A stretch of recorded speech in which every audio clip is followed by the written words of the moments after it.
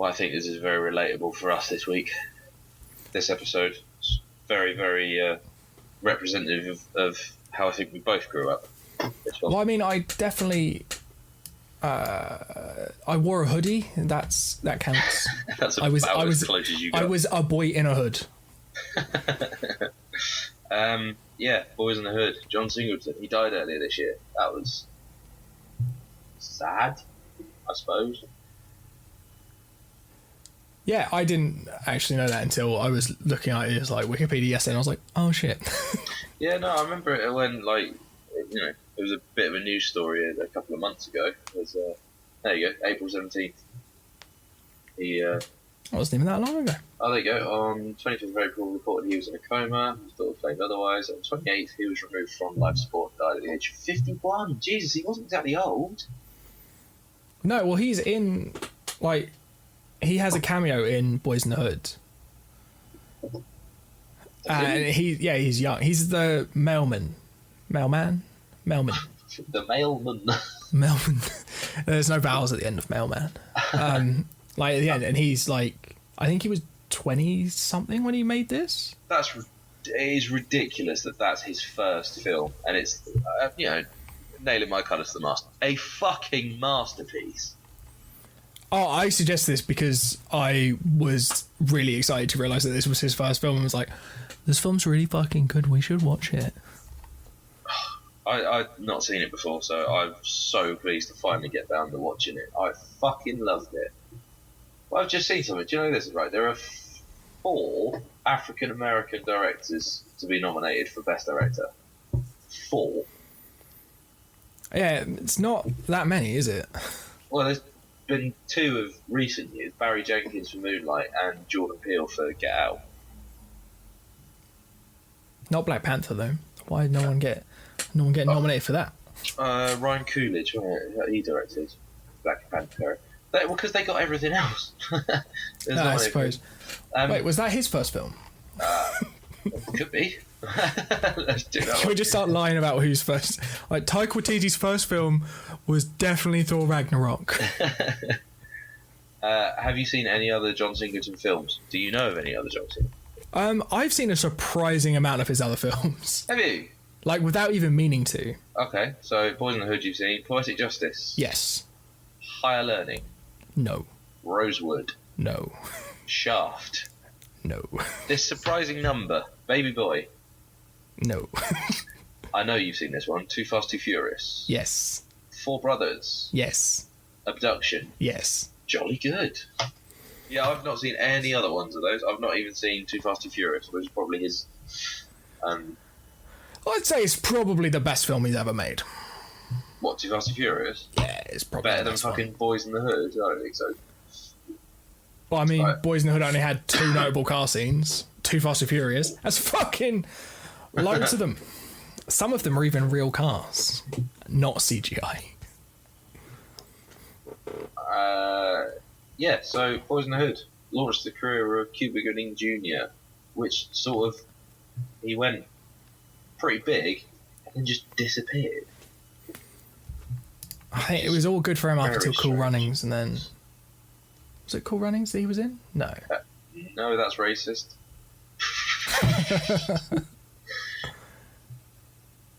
I'm thinking because it's the sledding thing. Wild Dogs. Nope. Are you just thinking of other black men you've seen? No, I'm just thinking of films. He is in Snow Dogs. Snow Dogs, that's the one. Bloody hell, it really went downhill, didn't it? He's in barely anything that's of note. Last big film, I think, American Gangster, I suppose. But Jesus Christ. Yeah, coming of age story set in the hood. South Central Los Angeles. It's fucking brilliant. Yeah, I'd forgotten how much I liked this film. Yeah, it's just really clever.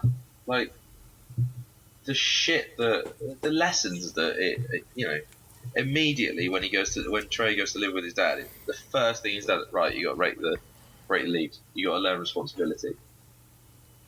Yeah, I mean, you can relate to that, raking leaves, right? Oh, his technique, terrible. He was using the wrong sort of lake, in my opinion. I mean, the Lake difference is rake. you're a professional. He's a true. child. Yeah, this is very true. But I myself would use a plastic scoop with a spring rake combination to put them in a bag. I did that literally today. I'd use a leaf blower. Oh, right, so you're going to just blow them off the grass, yeah? So they just blow into the street, and then that's where they just blow back onto your lawn, is it? You haven't thought this through. Well, no, he's getting paid for it. So if he does it more times... See, I'm a thinking man. Like, Yeah, but you blow them off, they'd blow back onto the you lawn. blow them off, and you go, yeah, but you turn it off and go, oh, I'm done. Just before they blow back on, and then you're like, oh, well, they're back. Another $5, please. Oh, here you go. You blow them onto your neighbour's lawn. Knock, knock, knock. Can't help but notice your lawn's very leafy. There you go. Blow them off onto the next neighbour's lawn. Thank you very much. Here's $5. Knock, knock, knock. Hello. Can't help but notice your drive's very leafy. Next, knock, knock, knock. Gun in the face. Oh, no. Give me all your money. Shit. Yeah, no, it shows a world that is far removed from things that we know. Like the scene, his first night there around his dad's, and his dad hears a burglar and shoots at the burglar as he darts out the door. I thought it was going to be like, oh, Furious has just imagined it. I thought it was all just going to be in Furious's head, which I think maybe even still it's slightly ambiguous as to whether or not Furious actually saw someone breaking into the house, or it's just because of the area they live in, he suspects that's what's happened. But then he calls the police, and it's the point is made that it's taken them over an hour to get to them, or over 2 hours or something. And the white cop is quite respectful, and all that. The black cop is fucking horrible to him. Yeah, but that's it. Have you seen Straight Outta Compton? Yes. The thing, like, these two felt that, so apart from the whole, like, superstar rap group, apart from that, like, they're quite similar films. Like, the whole first section of Straight Outta Compton is basically just this film again. But shorter and with Ice Cube's son. And with rapping. Like yeah, well, there were guns too. But... like that's that side of like American life that is really, the thing is, really well known but not really talked about that much outside of like films. Yeah. Which they allude to like later in the film. They're just like, I think it's Ice Cube really late in the film. It's just like either they know or they don't care. Either they don't know. They don't know or they don't care. Yeah. But even just like insofar as the fact that in pretty much every scene that takes place at night, you see a spotlight, and all throughout the film you hear the helicopters going over, and it's never a point that's made like, oh fuck, another helicopter. Oh yeah, it it's just like happens. It's just atmosphere, like ambient sound. It's not. It's weird because it's not like the focal point of any shot. No, it's just there. I guess it's just like one of those things. It's just setting the scene and making it like this is just a fact of life. Yeah, at this point. That's sort of highlighted in Furious's speech when he's saying, so what they do is they put us here, it decreases the property values of the black folks, so what we've got to do is hang on to what's ours as much as we can, keep black money in Compton and make things better. Which is, it's just, it's all about how America doesn't care, or like it doesn't know. But there is a direct. Basically, there's 5 minutes of this film which is basically Stand By Me, but just set in Compton, even to the point where it exactly replicates the shot of the boys walking down the train tracks to go and see a dead body, and the camera's being lifted on a crane, which is like that shot is identical to the one in Stand By Me, and so obviously that's a touch point for me. But there's me go, right, well, I like this film already. Well, that's really early on as well. But yeah, that whole sequence where like they nick the football, it's like Ace when he steals Gordy's hat that his brother gave him, and it's his brother's ball that is stolen from Ricky. And yeah, so I think that's a massive touch point for this is Stand By Me, but it's just in a different context, in a context that, you know, in white suburban Maine, it couldn't be told this way. Yeah, it's just such a good film. I saw an interview actually with Charlemagne the God, and he's talking to Ed Sheeran, and he said, I don't cry at much. There's only two things that make me cry now. One of them is Thinking Out Loud, which is Ed Sheeran's song, and the other is when Ricky gets shot in Boys in the Hood.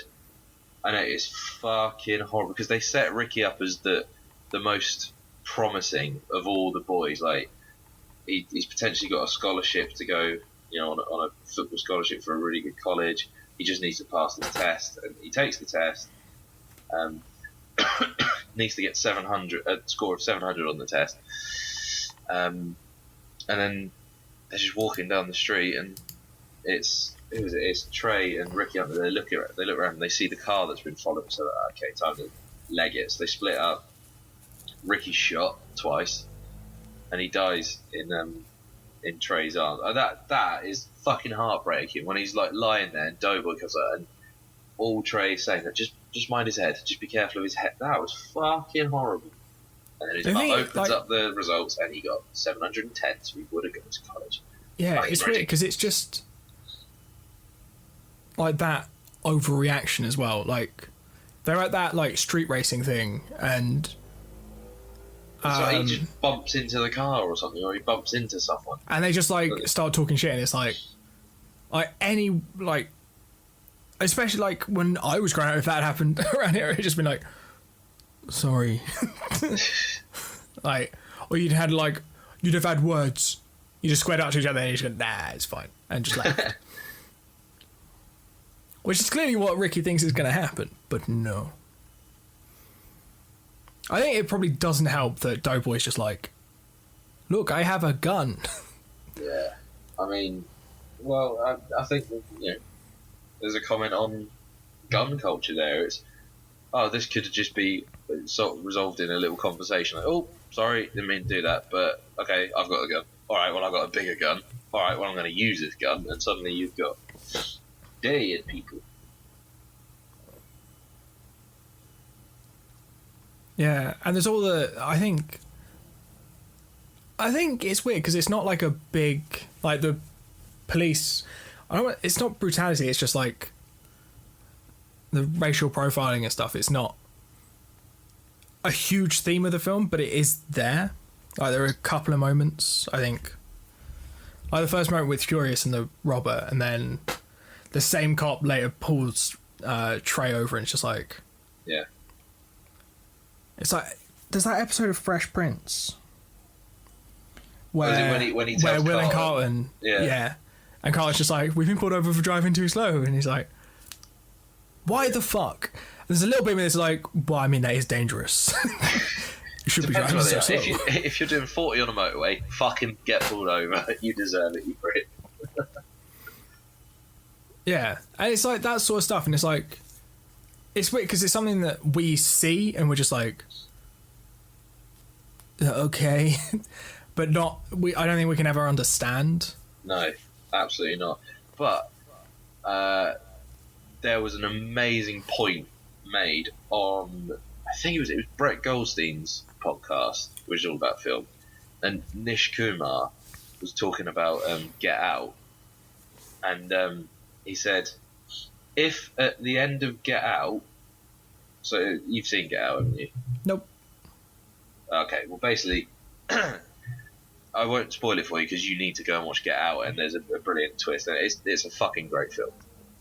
But he said, if at the end of Get Out, when the police car shows up, if your first thought is, oh no, Dan Kalu is still in trouble, then on some level you've accepted there is institutionalized racism within the police and within society. I think that's a really powerful point, because the way it happens is that, you know, he goes through. I'm trying to be very vague here because I don't want to. This is very entertaining. I might never watch it just so you can never talk about it properly. So Dan Kaluuya's gone through it. He's had a bit of a tough time, and he's walking out of this certain area, and he sees the blue and red flashing lights, and he freezes. And it's absolutely right. Your first thought is, oh, he's fucked. And then you catch yourself like, why am I thinking, oh shit? And you think, well, yeah, you accept it. You know that it's a thing, and I think that's quite a powerful point to make an audience realise. Yeah, and obviously, and that's a film. What in 2017 it came out. Get Out, yeah, it was, I think. And this film came out in 1991. And it's still making films with the same message, which is crazy. Well, I mean, even now, you know, in recent years, there's been, you know, an unfortunate spate of black people getting shot in America for seemingly very little reason. So, you know, it's clear that this is still a massive issue over there. Yeah, I think the thing I find weird is that it's been, I don't know how many years are between 91 and, that's what, 30 years? Mate, how old are you? Nearly 30 years. There's a very easy way to figure this out. Yeah, like my brain just didn't clock that. I was 1 when this film came out. I was -2. I wish you'd have stayed -2.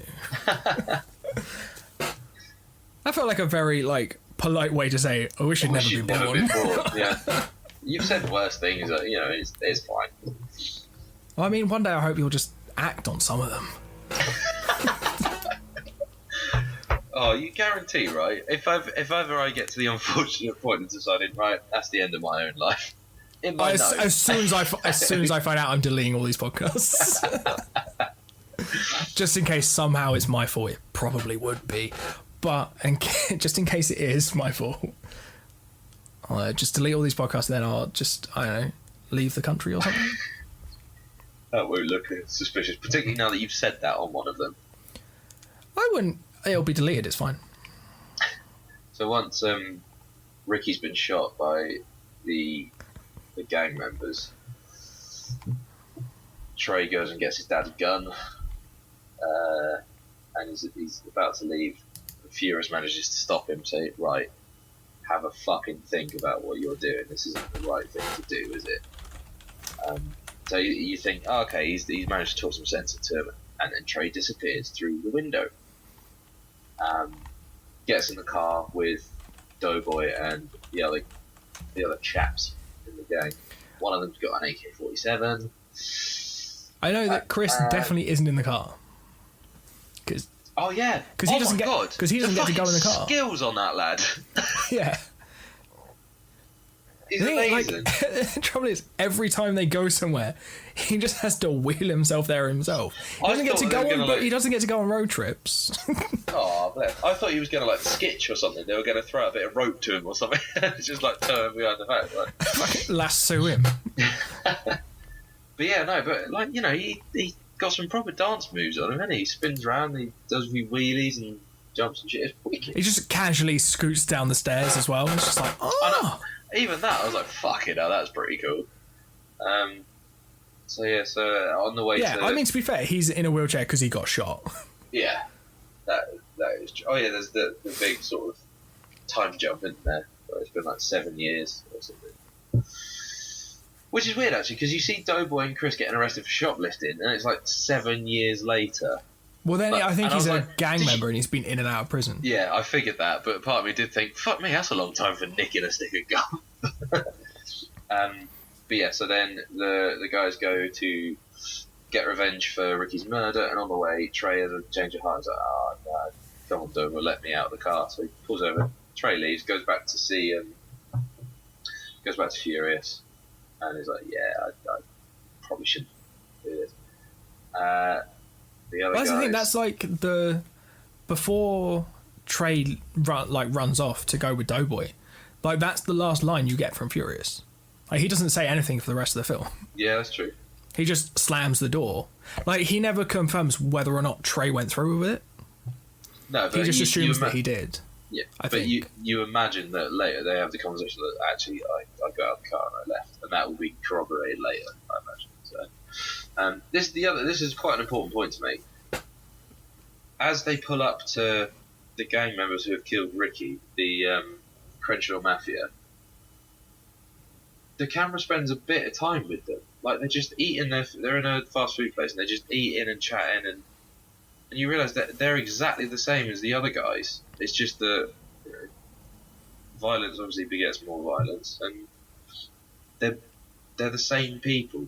They're just chatting with their mates, talking shit, having fun, having a bit of food, and they do exactly the same thing that happened earlier when. Yeah, they leg it. Like Doughboy and everyone. Well, like when they first see the car like drive, when they see like the car like touring around, they're just like, like, and they're all just like doing that weird flex and like, if they come back here one more time. Yeah. But then they get spotted in the same way. They're just like, oh look, is that the car from the? Oh shit, we're gonna die. So and they do.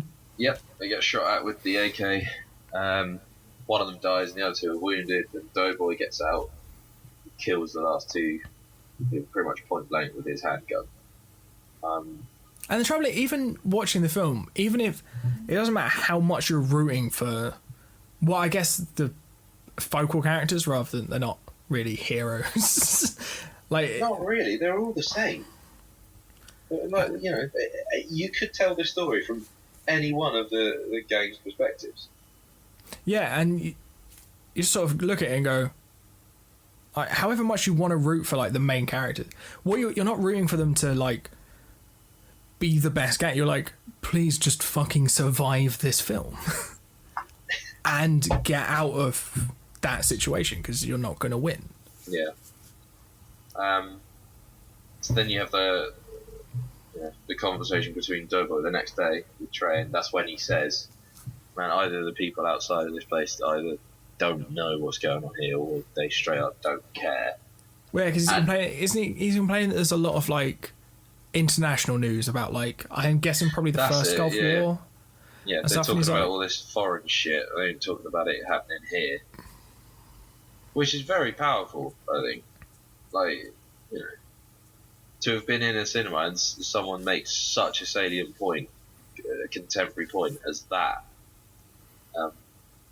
But then the film, again, it literally lifts a plot point from Stand By Me and a method they tell it. So, Doughboy says, you know Ricky's dead, but you'll always have a brother in me. And they have a hug. Doughboy walks away. As he walks away, there's some text comes up on the screen. It says, they buried Ricky next day, and Doughboy was murdered 2 weeks later, and Doughboy vanishes, which is exactly the ending of Stand By Me when Chris is walking off and Gordy's saying Chris did get out. A little while later, he became a lawyer. He then got onto an argument in a fast food place and he was stabbed in the neck while trying to calm everything down and died instantly, and then River Phoenix disappears. It is exactly the same, which I think is why it's such why I like half the reason I like this film so much is because it is basically it's just Stand By Me told in a different context. Also, it's got Ice Cube in it. And it's got Ice Cube in it. And Lawrence Fishburne as one of my favourite fictional characters ever. I love Furious. Just because he's just so good. How often do you see like... What's weird is that he's so level-headed and even-tempered for a man called Furious. Yeah, exactly. But I guess it makes you think, well, perhaps he had the nickname Furious because he was in a gang and he's learned, right, this is, Well, he was in the army. Not the right thing to obviously do. In he goes to Vietnam. Apocalypse Now. That's true. He legit was. He went up to try and find Colonel Kurtz in Vietnam. So now he's here. Yeah, I thought it was just fucking brilliant. like a genuine masterpiece. Yeah, it was such a good film, especially considering that we'd only decided to do it on like a couple of days ago. Yeah, that's right. Because like we said at the end of the last one, we're not sure what we were doing. And then you just text me saying, "John Singleton." Yeah. Well, I sent you a text first saying like, you should probably tell me what film we need to do because I need to watch it. It's like, oh, I don't know, man. It's like, what about? Or did I just straight away just like, should probably tell me? Or how about this one? Yeah. And I went, Boys in the Hood. You went, yeah, we'll do that one. I think it was mostly because I was like, oh damn, that's his first film. I want to watch it again. This might be my favourite film that we've watched. Because I can say it because it's a new one. Oh, it's the first time you've. We're not doing that stupid co-pilot role over here, are we? Actually, no. I think Virgin Suicide is probably still one of my favourite films that we've done. Yeah, that's true. I did really like. Actually, Gone Baby Gone. I did really. Yeah, and Whip It. And Whip It. Yeah, fuck. I liked a lot of them. We're doing all right, you know, for decent films. Yeah, we got over this really. I'm actually saying that Boys in the Hood is quite depressing, but not as depressing as some of the films we've watched this year. That is definitely true. I mean, I want to watch the rest of the films that he's done, but I've seen like half of them already. I haven't. I didn't even realise though. Four Brothers is so good. You should watch Four Brothers. Okay. It's a story about four brothers. Four brothers? Yeah. Go on. They're very early on. Their mum gets murdered, and the rest of it is them trying to get revenge. Oh shit! Okay. Oh, it's Marky Mark. Yeah, Mark Wahlberg, Andre 3000, as some other people. Tyrese Gibson. I recognise that name. What have you got? I recognise you. Oh, he's in Fast and Furious. Yeah, he's in Too Fast and Furious. And some other Fast and Furious. Garrett Hedlund. You I don't think I know, but okay. I think he plays the youngest brother. I'll have a bang on that then.